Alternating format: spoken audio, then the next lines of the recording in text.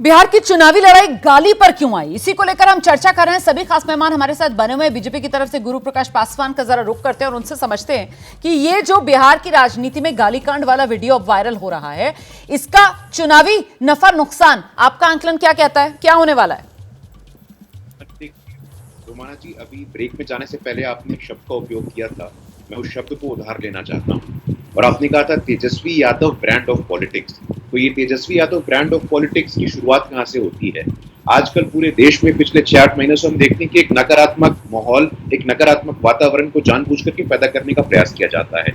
जब जिसको जो भी मन आता है वो गाली दे देता है, वो आलोचना करना तो ठीक है, लेकिन इस प्रकार के शब्दों का उपयोग ठीक नहीं है।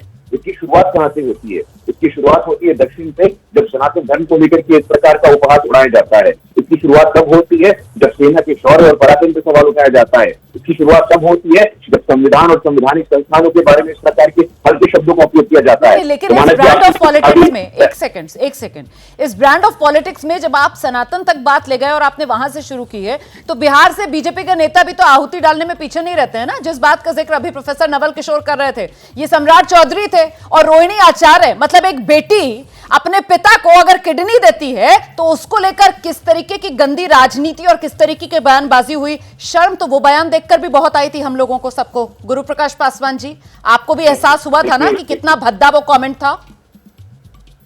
देखिए रोमाना जी, ऐसा है कि महिलाओं के सम्मान का विषय, महिलाओं की अस्मिता का विषय, ये व्हाट अबाउटरी का विषय नहीं होना चाहिए। जब जिसने जो भी बोला ये बहुत ही निंदनीय है, इसकी कड़ी से कड़ी शब्दों में निंदा होनी चाहिए। बिहार, कल हम लोगों ने रामनवमी मनाया था और ठीक 1 महीने बाद बिहार, जो कि सीता माँ जानकी की जन्मभूमि है, हम बिहार में सीता की नवमी मनाएंगे। और उस बिहार की भूमि पे सबसे बड़ी समस्या किस बात से है? रोमाना जी, मैंने शुरुआत में भी कहा था, तेजस्वी यादव जी स्टेज पे उपस्थित थे और स्टेज पे उपस्थित होने के बाद उनके पास अवसर था। नवल भाई ने भी बोला कि रामविलास जी को राज्यसभा भेजा था राष्ट्रीय जनता दल ने, लालू जी ने। इस कारण ही चिराग जी के मन में यह अपेक्षा थी कि तेजस्वी यादव खड़े होते, स्टैंड लेते और चिराग जी की माता जी पद्म विभूषण रामविलास पासवान जी के पत्नी के बारे में जिस प्रकार के शब्दों का उपयोग किया गया उसकी आलोचना करते। हम इस बात की अपेक्षा कर रहे थे, लेकिन मां जानकी, मां सीता की जन्मभूमि पे जहां पे इस प्रकार की महिलाओं की अस्मिता और सम्मान के साथ अगर ठेस पहुंचाया जाएगा तो निश्चित रूप से, और अभी तक रोमाना जी 24 घंटे से अधिक का समय हो गया है, लेकिन कोई ना तो अपॉलॉजी एक्सप्रेस किया गया है, ना कोई खेद व्यक्त किया गया है, ना ही किसी प्रकार की कोई कार्रवाई की गई है। हम बस इतनी की अपेक्षा रखते हैं। आप जानते हैं नवल किशोर, देखिए यहाँ पर बड़े स्पष्ट शब्दों में जो गुरु प्रकाश पासवान है उनकी तरफ से इस बात को कहीं ना कहीं एक्सेप्ट कर लिया गया है कि राजनीति के ये जो शूरवीर हैं वो किस तरीके से महिलाओं का अपमान करते हैं। और किसी एक दल की बात नहीं मैं कर रही हूं, हर दल की बात कर रही हूं, अपने चुनावी नफा नुकसान के लिए।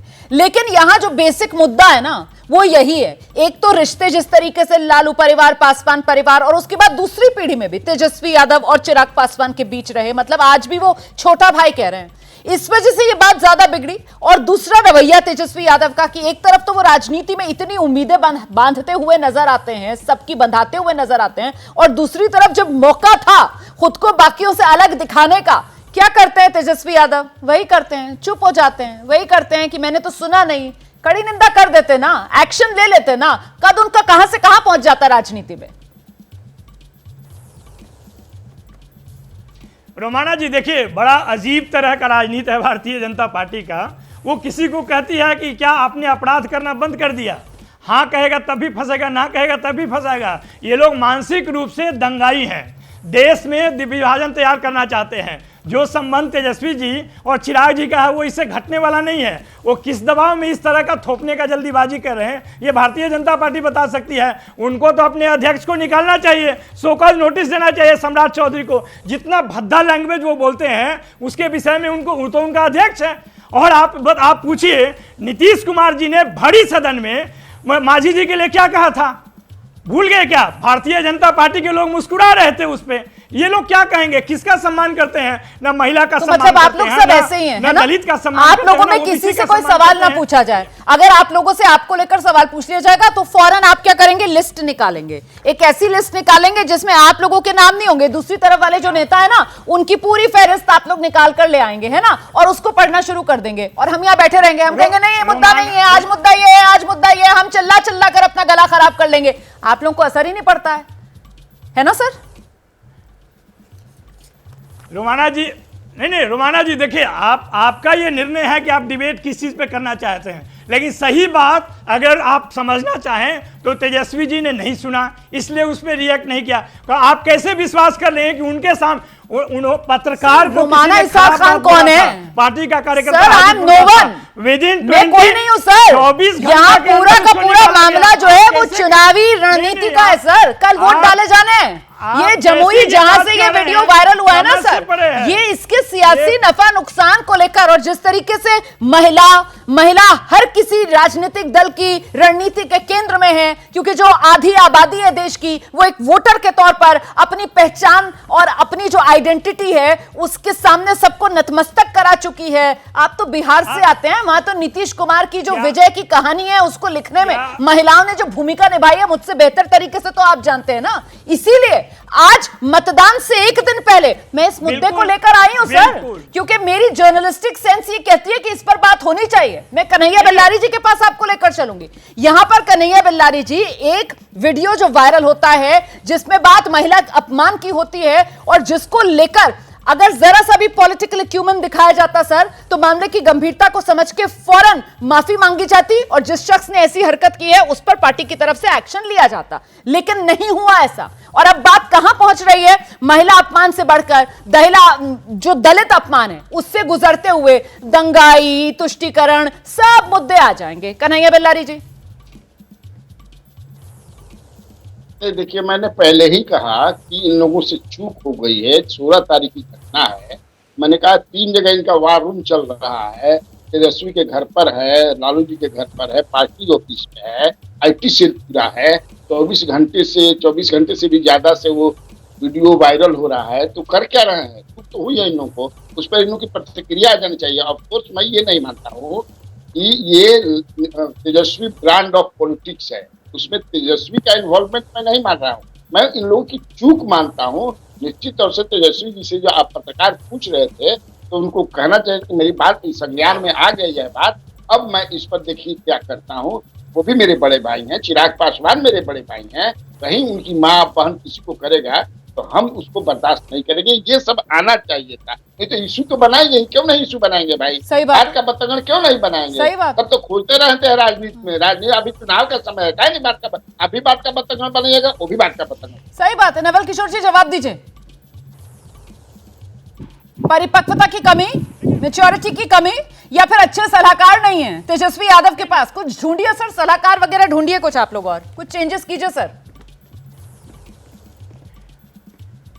नहीं रोमाना जी, सलाहकार तो उनको चाहिए ना जिनको देश को गुमराह करना है। यहाँ पे तो सही बात कही जा रही है, उस पर आपको विश्वास नहीं है, उसमें एनी अदर आइटम खोजते हैं। तो ये तो आपके लिए मजबूरी है या जरूरी है मुझे नहीं मालूम, लेकिन सही बात यह है जो उन्होंने तेजस्वी यादव ने बोला है वो सही बात है कि वो सुने नहीं। और जो बार बार आप थोपने का कोशिश करते हैं कि इसकी ब्रांड ऑफ पॉलिटिक्स है, तो ये पहलवान बेटियों से लेकर, मणिपुर से लेकर, बिल्किस बानो से लेकर पूरा देश में अनेकों उदाहरण है कि भारतीय जनता पार्टी क्या सम्मान करती है। माननीय राबड़ी देवी जी के विषय में भारतीय जनता पार्टी ने कब कब क्या नहीं कहा है। आपने अभी बोला कि जो अभी अध्यक्ष हैं, बने हुए हैं, किसी ने खंडन नहीं किया। चिराग पासवान ने एक शब्द नहीं बोला। आप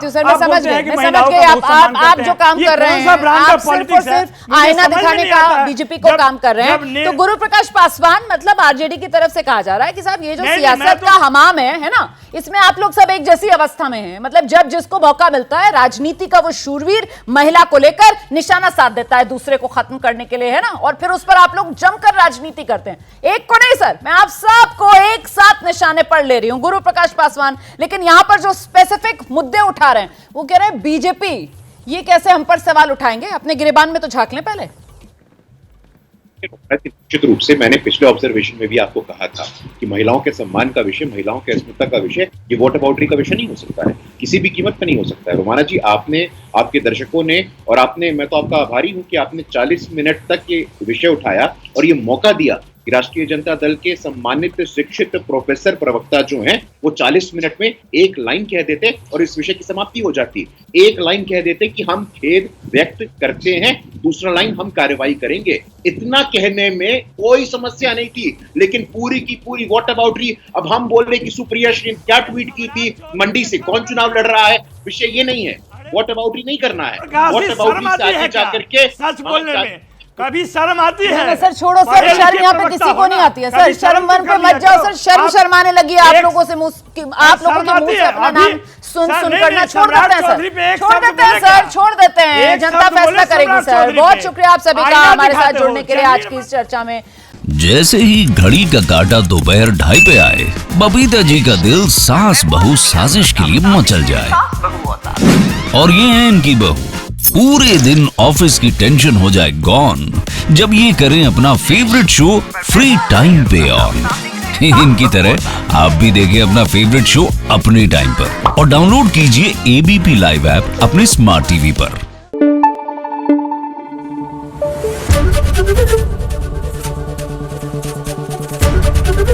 एबीपी न्यूज आपको रखे आगे।